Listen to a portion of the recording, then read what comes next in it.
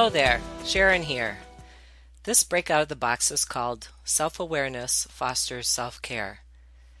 In my work with my clients who have the Enneagram structure 2, the giver, this type instinctively and intuitively knows what another person is in need of even before the other person does, and will offer a plethora of advice and suggestions ranging from the perfect remedy, self-help book or workshop, the best hairdresser, or fitness instructor. Twos are easy to talk to as they will make others feel at ease, allowing and encouraging them to express their deepest concerns. The love and concern they feel, and the genuine good they do, warms the twos' hearts and makes them feel worthwhile. Because their complete attention is on the needs of others, often their own needs go into the background and become unfulfilled. The challenge for twos is to know what their needs are by consciously practicing self-care and to learn to be comfortable and confident when they communicate their needs to others.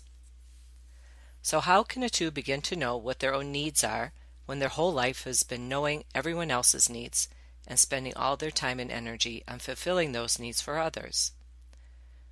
The very first thing is to become aware when you feel overwhelmed, feeling like you are doing everything yourself. If you have a family, it gives you great joy and satisfaction to care for your family. Yet, when you have taken on the bulk of the family responsibilities, out of feeling it is your duty, it was expected, or this is how you will be valued and loved, to the point of exhaustion, this is out of balance with your well-being. It is easy to become resentful and angry when no one is stepping up to offer help or assistance. Yet why would anyone? You have essentially trained them that you want and can do everything yourself. One of my clients was a young mother, and she expressed that after a full day's work, she would come home to start dinner, serve it to her 10-year-old son and husband, then spend the next hour or so unloading the dishwasher from the previous night, then reloading it with the dirty dishes, then cleaning the kitchen. Then there was the laundry and preparing the family for the following day and bedtime. This went on day after day. Slowly, without even noticing it, doing these tasks for her family were no longer pleasant, and as a result, she was no longer present for her family. Her emotions, those of feeling unappreciated and the underlying resentment, was her experience, instead of the love and fulfillment in caring for her family, and not being able to fully enjoy any time she had with them.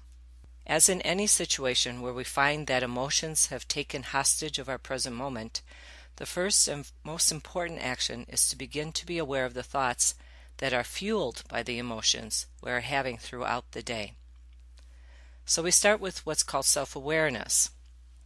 So in this example, the young mother realized that her behavior of always giving was creating disharmony in her relationships and communications with her son and husband.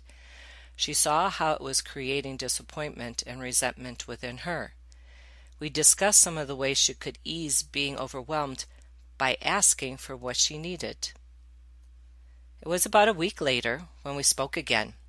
She had a big smile on her face, and as she shared how she asked her son to help her prepare the meal with her, and what a great time they had doing it.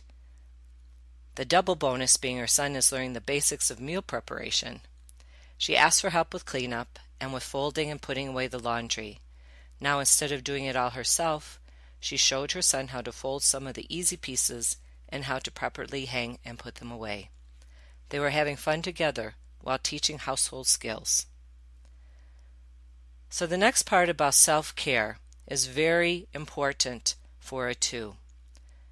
So now the mother had freed up 1 or 2 hours each evening because she asked for help. Normally, this time would be filled up with another item on the long list of things she has to do for others.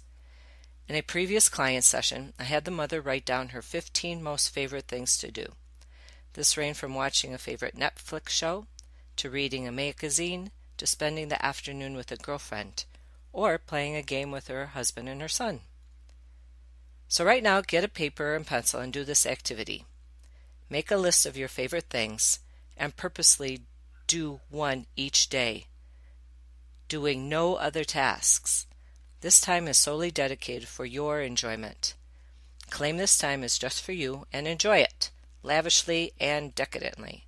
No feeling guilty that you should be doing something else, and you must be ready to tell your little voice to go take a hike, because it will try and make you feel guilty that you are spending time on yourself. Be aware of this. So another thing that you could do is to put a schedule in place to complete the tasks you have a commitment to, and include something each day for the things that you enjoy and nurture. Learn to listen to your own inner guidance to help identify what your needs are.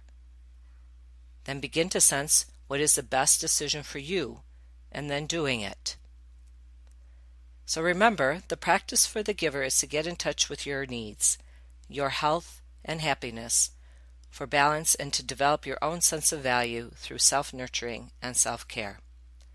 You can find a written copy of this Break Out of the Box on my website at www.where-lifeworks.com.